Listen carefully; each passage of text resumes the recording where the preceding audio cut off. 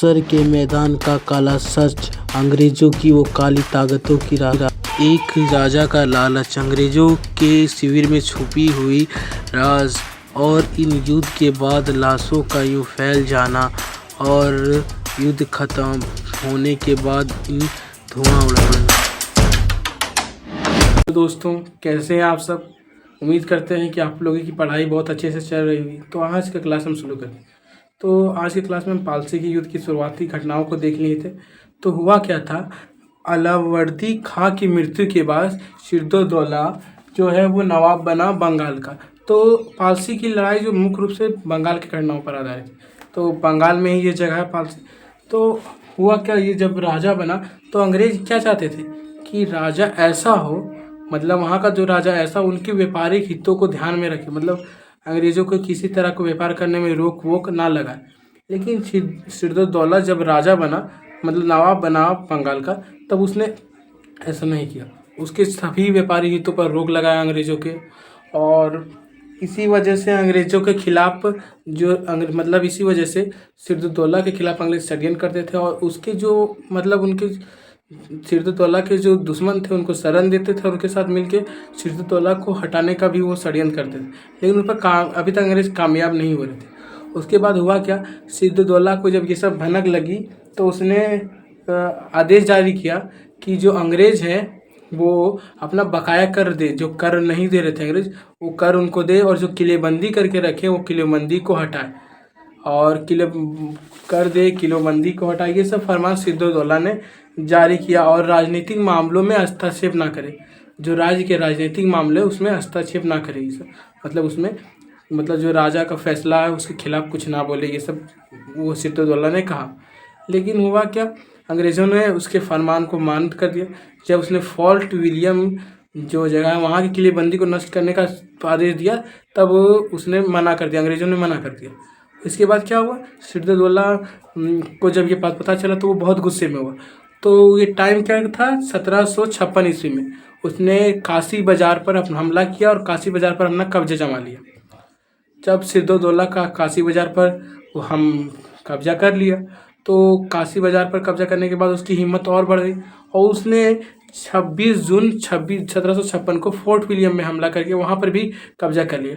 अंग्रेज़ों को बहुत सारे गोदाम पर उन लोगों ने कब्जा कर लिया। सिद्दोदौला ने अंग्रेज़ों के गोदाम पर और बहुत सारे अंग्रेज अधिकारियों को अपने शिकंजे में ले लिया, उनको अरेस्ट कर लिया, बहुत को आत्मसमर्पण करवा दिया और मतलब सबको अरेस्ट कर लिया, बहुत सारे अंग्रेज अधिकारियों को। और उसके गोदामों में और जहाँ जहाँ अंग्रेजी मतलब बंगाल में उस वक्त थी सबको कब्जा कर लिया।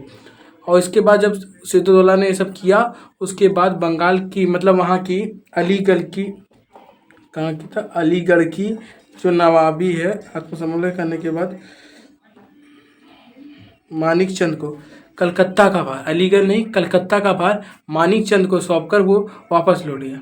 और जब वो वापस चला गया अपनी राजधानी वापस लौट गया मुर्शिदाबाद, तो उसके बाद क्या हुआ, ये खबर मद्रास पहुंची। मद्रास में अंग्रेज़ों का मेन ब्रांच था उस वक्त। तो उन मेन ब्रांच में अंग्रेज़ों को जब ये बात पता चला तो अंग्रेज बहुत सारा गुस्सा हो गए। और फिर वहाँ से जो आया था मद्रास से नवाब के खिलाफ रॉबर्ट क्लाइव नवाब से थल और नौसेना लेकर निकल पड़ा। और वो पहुंच गया कहाँ पर, जब वो बंगाल तक पहुंचा तो बंगाल का जो मानिकचंद था वो बिना किसी मतलब मानिकचंद को ऐसा करना चाहिए था, कोई वहाँ पर कब्जा करना है तो लड़ाई करता। इतना लड़ाई करके सिद्दोदौला ने उसको ये यहाँ का नवाब बनाया। लेकिन उन कुछ नहीं, जैसे अंग्रेज आए उसको सौंप दिया, क्योंकि अंग्रेजों ने पहले भी तैयारी, अंग्रेजों को पता था सिद्दोदौला से वो डायरेक्ट जीत नहीं सकता क्योंकि सेना बड़ी है। तो अंग्रेजों ने क्या किया, उसके दुश्मनों को अपने साथ मिलाया और सिद्दोदौला के ही बड़े अधिकारियों को पैसा देके अपने साथ मिलाया। ऐसा भी हो सकता है उसने जो है मानिकचंद को भी पैसा देके अपने साथ मिला लिया होगा, या मानिकचंद अंग्रेजों से डर गया और उसने अपनी जो था कलकत्ता उसको सौंप दी। और ये सब सौंपने के बाद हुआ क्या, सिद्दोदौला को ये बात पता चला, सिद्दोदौला बहुत गुस्सा हुआ। लेकिन अंग्रेजों की ताकत तब बढ़ चुकी थी क्योंकि उन्होंने सिद्दोदौला के अधिकारियों को भी अपने साथ मिला लिया था और उनके दुश्मनों को भी। तो अंग्रेजों की हिम्मत बहुत बढ़ चुकी थी और इसने आत्मसमर्पण कर दिया मानिकचंद ने। तो फिर अंग्रेजों की हिम्मत बहुत बढ़ चुकी थी।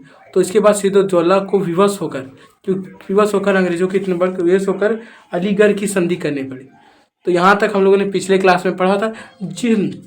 जो लोग पिछला वीडियो नहीं देखे वो जाकर देख के आए, क्योंकि वो भी वीडियो बहुत इंपॉर्टेंट है। अब हम लोग आगे चलते हैं। तो जब अलीगढ़ की संधि की तो उसमें क्या सभी व्यापारी सुविधाएं, जो अंग्रेज जो व्यापारी सुविधा जैसे चाहते थे कि टैक्स कम हो, मतलब व्यापार की जो सुविधाएं होती, सबसे पहले टैक्स कम हो, और वो व्यापार करने के लिए मजदूरों को कम पैसा देंगे तो कुछ नहीं बोलेगा, ये सब मतलब जो करेगा जिससे उनको व्यापार में बेनिफिट हो, फायदा हो, वैसा सभी व्यापारिक सुविधाएं ले ली। जो मुगल शासक फर्रुखासियर, क्या फर्रुखासियर ही है, फर्रुखासियर के द्वारा जो मिला था उनको अधिकार, उतना सब अधिकार ले लिया। और फिर जब ऐसा हुआ तो जब अल्लाह क्या था नाम था, सिद्दुल्लाह ने हमला करिए उतना कुछ जीता था, उतनी मेहनत की थी, वो सब मेहनत उसका बर्बाद हो गया था। और अंग्रेज़ों को इस वजह से सिद्दुल्लाह अंग्रेज़ों से नाराज, और अंग्रेज़ भी सिद्दुल्लाह से नाराज थे। सिद्दुल्लाह ने एक बार उनके हाथ से छीन चुका था कलकत्ता, तो दोबारा छीन सके, इसलिए अंग्रेज़ और सिद्दुल्लाह पूरे नाराज होना चल रहे थे। और नवाब को भी चिंता थी कि अंग्रेज़ों क्या करेंगे आगे बढ़ के, और अंग्रेज़ भी इसके खिलाफ षड्यंत्र करते जा रहे थे। तो इसके बाद हम लोग आगे देखते हैं, आगे का कितना नोट कर लो, उसके बाद हम लोग आगे चलते हैं।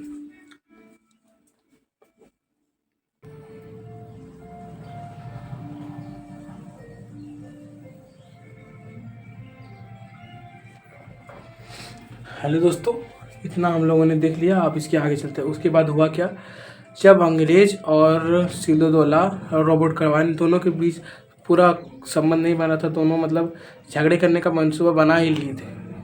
वो तो अलीगढ़ की संधि हो गई इसलिए नवाब ने कर ली तो तब रुक गया, लेकिन दोनों के खिलाफ दोनों चल रहा था।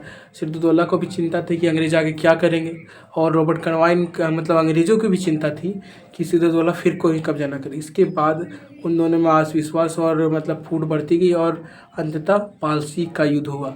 पालसी का युद्ध कब हुआ था, 23 जून 1757 को। तो इस दिन मुर्शिदाबाद से दक्षिण में 22 मील की दूरी पर पारसी का स्थान है, ठीक है। तो पारसी का स्थान है, वहाँ पर यहाँ ये पारसी की लड़ाई हुई। इस दिन हुआ क्या क्या था, यहाँ पर सिद्दुल्लाह और रॉबर्ट क्लाइव के बीच हुई। सेनापति मीर जाफर के गद्दारी के कारण अल्पावधि का युद्ध था कि कुछ घंटों में ही समाप्त हो गया था। अब इसको और अच्छे से हम लोग ऐसे समझते हुआ क्या था। उस दिन हुआ क्या, जब नवाब की सेना बहुत बड़ी थी, रॉबर्ट क्लाइव ने उसकी सेना देखी तो उसको पता था हम डायरेक्ट नहीं जीत सकते सिद्दुल्लाह से, तो उसने मीर जाफर को पैसा देकर अपने साथ मिला, और भी बहुत सारे लोगों को मिला, लेकिन मीर जाफर इसमें मुख्य था। गद्दारों में बहुत बड़ा नाम आता है मीर जाफर का, ये भी भखरौल बहुत बड़ा गद्दार था। तो हुआ क्या, मीर जाफर ने कहा, महाराज सिद्दुल्लाह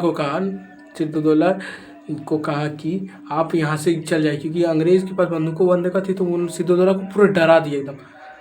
याद रखिए, कोई अपना आदमी ही आपको डरा सकता। तो सिद्दुल्लाह की सेना बड़ा भी थी, फिर भी सिद्दुल्लाह को डरा दिया कि आप यहाँ से चल जाइए, युद्ध सेना को सौंप दीजिए, सेना संभाल ली।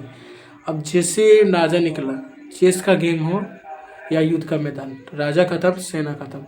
जैसे ही राजा वहाँ मैदान छोड़ के बाहर, सिद्दुल्लाह जैसे मैदान से बाहर निकला, मीर जाफर ने सबको खबर पहुँचा दी कि राजा भाग गया, सेना ने आत्मसमर्पण कर दिया। इतनी बड़ी सेना, मतलब कितना, लगभग 50,000 की सेना थी, और अंग्रेज़ों की सेना थी 2,000 की। इसके बाद भी सिद्दुल्लाह की वहाँ पर हार हो गई, क्योंकि गद्दारी के कारण, मीर जाफर की गद्दारी का। ये जब गया वो वहाँ से, सिद्दुल्लाह वहाँ से बाहर गया मैदान में, तो सेना ने आत्मसमर्पण कर दिया। रॉबर्ट क्लाइव बिना लड़े बहुत आसानी से ये जंग जीत गया। और हुआ, और एक कारण और था, उस दिन बारिश हो रही थी, तो अंग्रेज़ों तो प्लास्टिक से उस अपना सब तो बारूद सब ढक के रखे थे, लेकिन सिद्दुल्लाह ने नहीं ढका था। और उसके आगे जब सिद्दुल्लाह ने नहीं ढक के रखा था, तो उसका सारा बारूद और तोप वगैरह खराब हो गया था। तो इसमें दो कारण है, बारिश की बूंद और सिद्दुल्लाह की गद्दारी के कारण हार गए, इतनी बड़ी सेना होने के बाद भी। और आगे क्या हुआ, जब सिद्दुल्लाह हार गया, तब अंग्रेज़ों ने सिद्दुल्लाह को मार दिया, कि सेना तो आत्मसमर्पण कर चुकी, तो अंग्रेज़ों ने अंततः सिद्दुल्लाह की हत्या कर दी। मीर जाफर का नाम भी बहुत बड़े गद्दारों में गिना जाता है, तो इसका नाम भी याद होना चाहिए। पैसे में कभी कभी पूछते थे मीर जाफर की गद्दारी के कारण क्या हुआ था, तो पालसी के युद्ध में भारतीयों की हार हुई थी मीर जाफर की गद्दारी के कारण। और पारसी का युद्ध इसी के साथ ख़त्म हो गया। ठीक है, पारसी कुछ ज़्यादा लंबा नहीं चला था, बस इसका महत्व बहुत ज़्यादा, क्योंकि अंग्रेज बिना लड़े बहुत आसानी से जीत गए थे इसकी गद्दारी का। और बारिश ना, सिद्धदौला का किस्मत भी उस दिन खराब था, पानी पड़ रहा था, और सिद्धदौला की किस्मत के साथ उसका आदमी, विश्वासपात आदमी भी गद्दार था। तो गद्दारी के कारण खराब किस्मत, कह सकते किस्मत खराब था कि पानी पड़ रहा है। लेकिन जैसे अंग्रेज ढक के रखे, उन लोग को भी ढक के रखना चाहिए था, पर ध्यान नहीं दिया उसने बारूदों के खिलाफ। तो हमारे पास जो हमारे उपकरण होते हैं उसे भी संभाल के रखना चाहिए, कब किसकी ज़रूरत पड़ जाए किसे पता। ओके, अब हम लोग आगे चलते हैं। इसके बाद पारसी की लड़ाई के बाद आगे क्या होगा।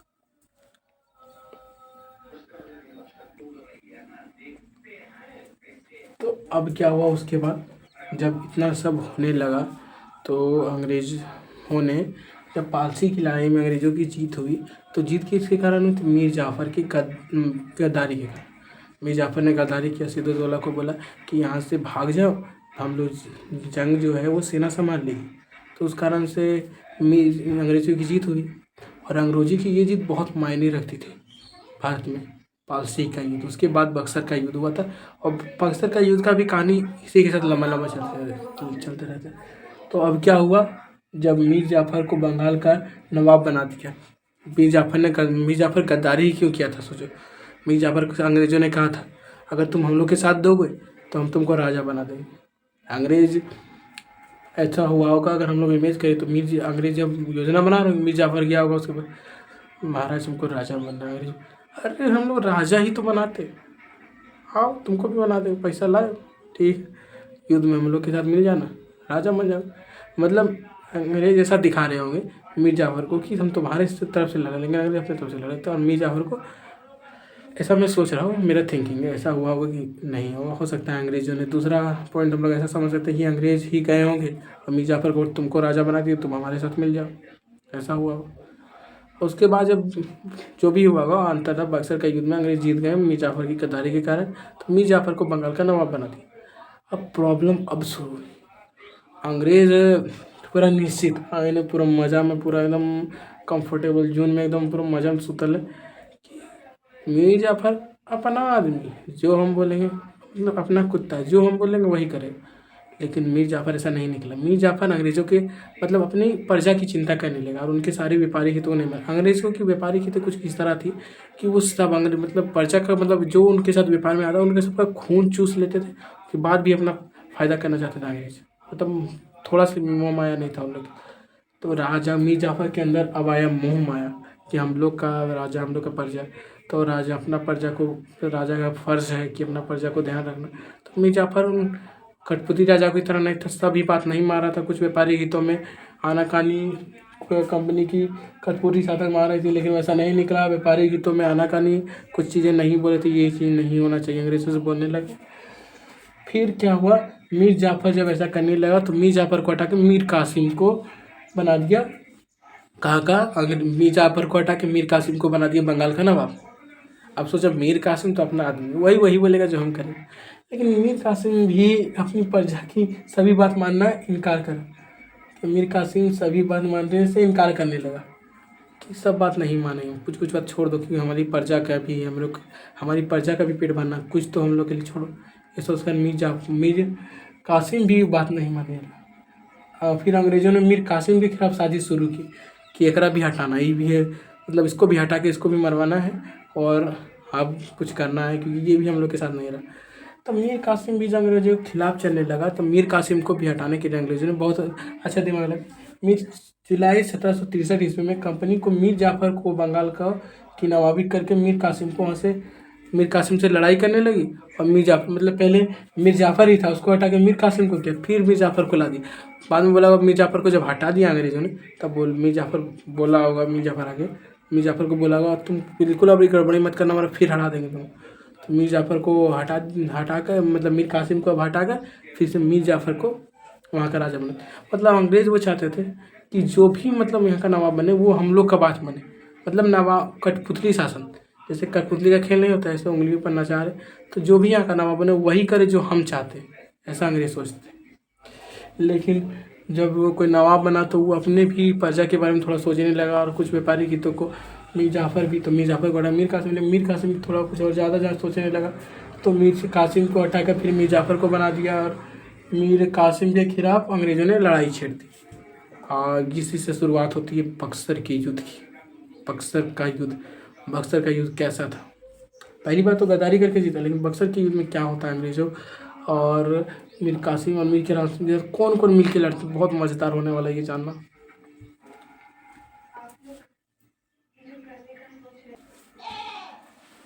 हेलो दोस्तों, बक्सर के युद्ध में क्या होता है? नवाब सिद्दौला। बक्सर का युद्ध बिहार के बक्सर जिले में कटोली गांव में, ये जगह भी हमें याद रखना कि बक्सर है क्या।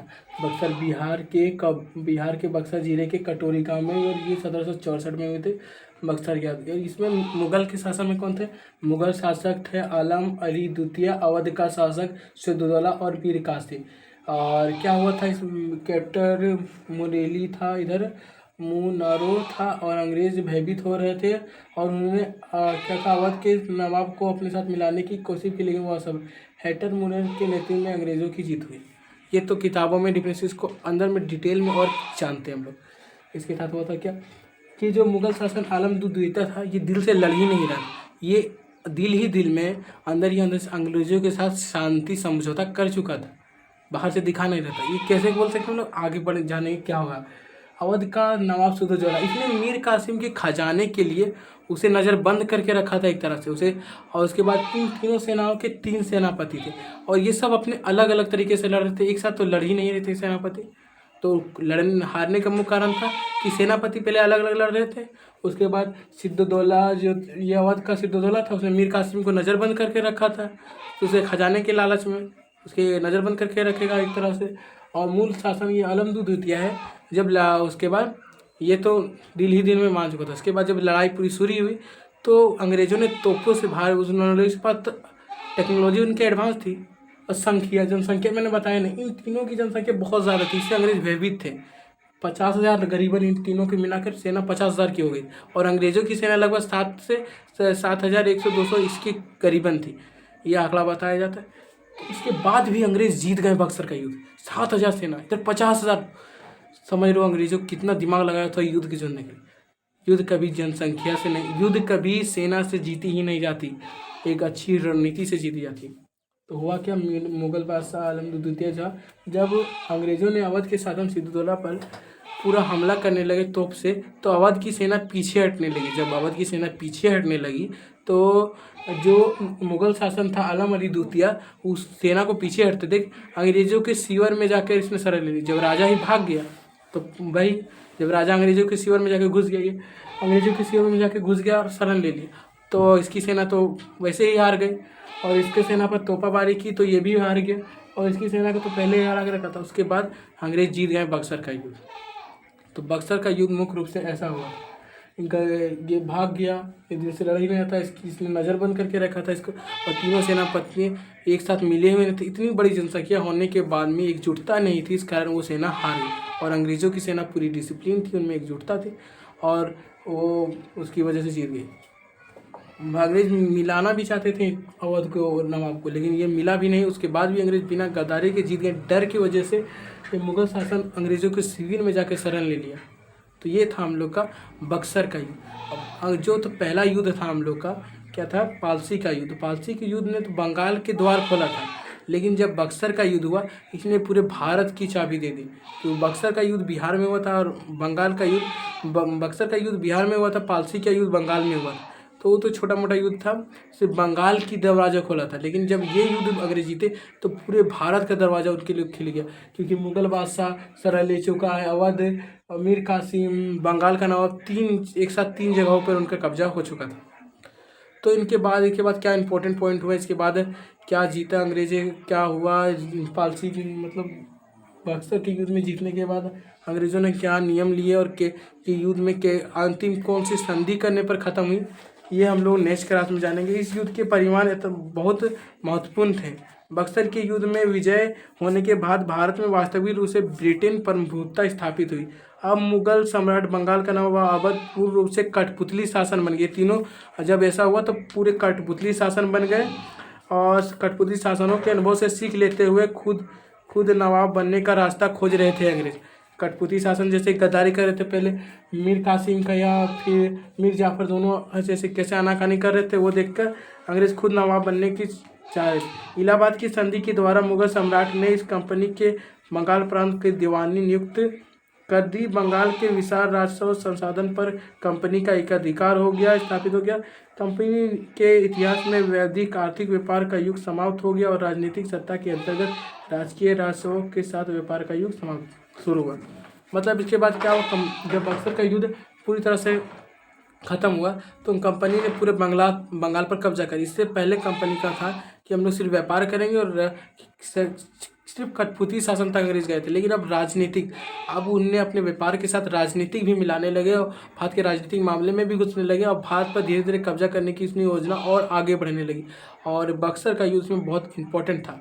तो इसके साथ हम लोग आज का लेक्चर ख़त्म करते हैं। मिलेंगे हम लोग कल का लेक्चर का। Thank you. और कल का लेक्चर जो था वो ना देखना ज़रूर, और ये लेक्चर को शेयर करना, लाइक करना और कमेंट भी करना, बताना ये लेक्चर कैसा था, इसमें क्या क्या ख़राब लगा और क्या क्या अच्छा लगा ये भी बताना, ताकि मैं आगे से सुधार सकूँ।